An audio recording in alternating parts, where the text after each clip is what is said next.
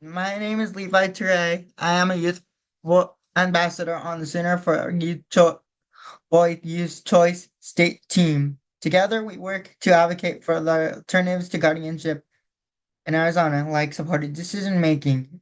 I interviewed four people for the disability from the disability community to hear their thoughts on guardianship and supported decision making.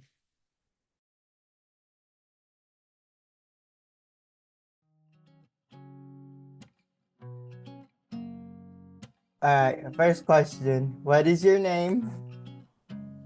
My name is Cassie. I've been going to school since 2014, and I'm going to school for teacher assistant that I do at work. And I have two cats. My name is Mellie Adu, and I have been working in the disability community for almost 35 years. I'm a person who has multiple disabilities, and I have known 6 generations of my family. And in that, every generation had at least one person who has a disability. So I grew up with disability, and it's just been a part of my entire journey. So my name is Sey In. I'm a staff attorney with Disability Rights Arizona, a nonprofit law firm and the protection and advocacy system for the state of Arizona. My name's Jennifer Longdon. I'm a full-time wheelchair user. For folks who can't see the rest of my body, I'm a white woman wearing glasses. And 20 years ago, I was paralyzed. And as a result, I got very involved in how public policy, how decisions impact lives of people like you and me. And ultimately, I ran for office, and I was a lawmaker for the state of Arizona for several years, and I worked on supported decision making. Have you ever had anyone support you in making a decision? What was it that like? My family and coworkers and teachers have helped me with supporting me in making the decision. Like they gave me their opinion, what I should do and what I shouldn't do. I think one time I made the decision of staying in school long. Some people want me to be done fast, but I'd like to take my time at stuff and be able to focus and do good in whatever it is, like school, get good grades. When I decided to leave my job as a legislator, as a lawmaker, I talked to a lot of people about what that would mean, about what I would be gaining by making that decision, and what I would be losing by making that decision. And it was hard. It took a long time for me to decide. And I talked to several people for advice. I was really glad to have those folks there to help me while I was making my decision. The first person I go to if I have to make a difficult decision is my daughter. You would think maybe it would be the opposite, but no. I go to her, and I trust her. I trust her judgment. I trust that she'll be honest with me, and that's really, really important. So I think it's a big part of life. There are certain things in life that we do on our own, but there are so many other things in our life that we do where other people are a part of it. One big decision that I had to make, this was a couple of years ago, was to go to law school. Like I started talking to a lot of people. I started talking to people who were practicing law. I started talking to like my sister. So I started talking to like other grad students. And I think that's like a valuable thing when you're making decisions. You want to get a lot of different ideas from a lot of different people, and then you start to like look at the advantages and disadvantages, weighing the pros and cons, and then you have all that information and then you can make a really good decision. What are your thoughts on guardianship? I don't think I'm under guardianship.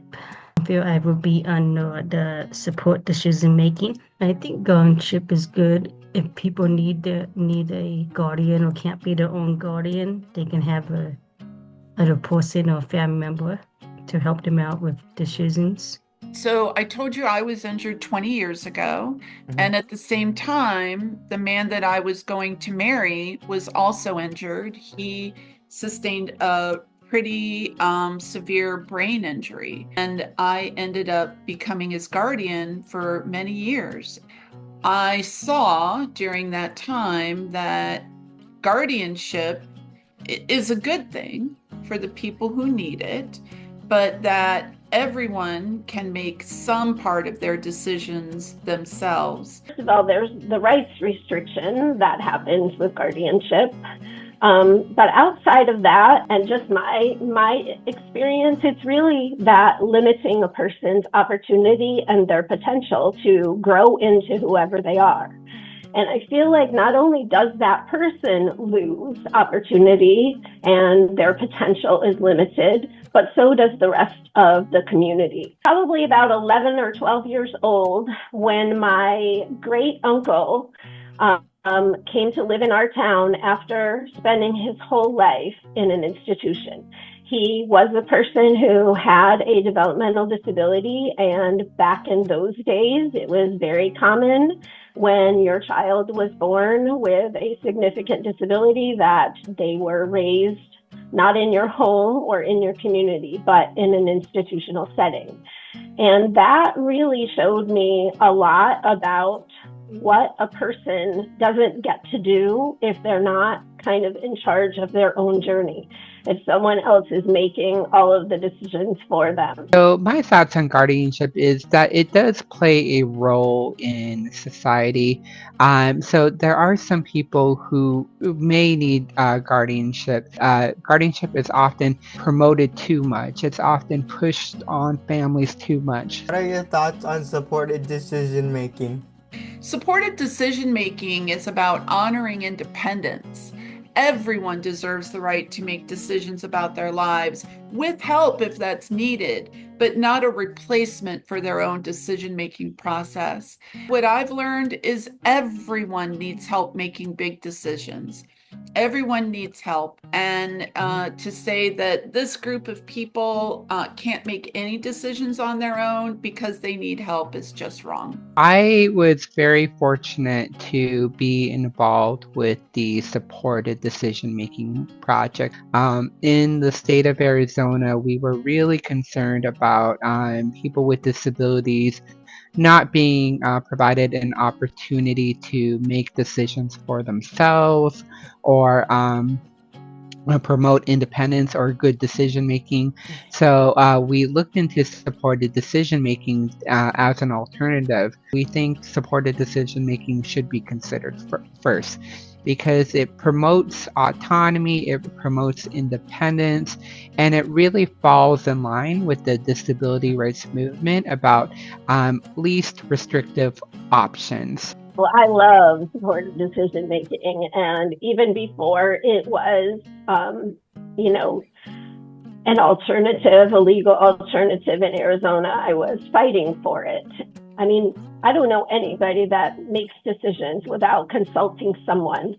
So I just think it's a very natural way for people to, develop a support system of folks that they trust to be able to go to. And, the hope is that this is a long-term support system, right? Y'all get to grow together in some respects. I feel that my thoughts on supported decision making is like everybody has the right to make their own decisions, even if you have a disability. Sometimes you may need just guidance on how to make that decision.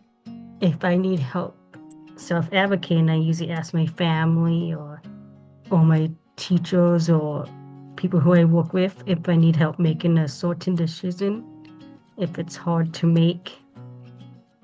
But if it's not hard to make, I usually make it myself.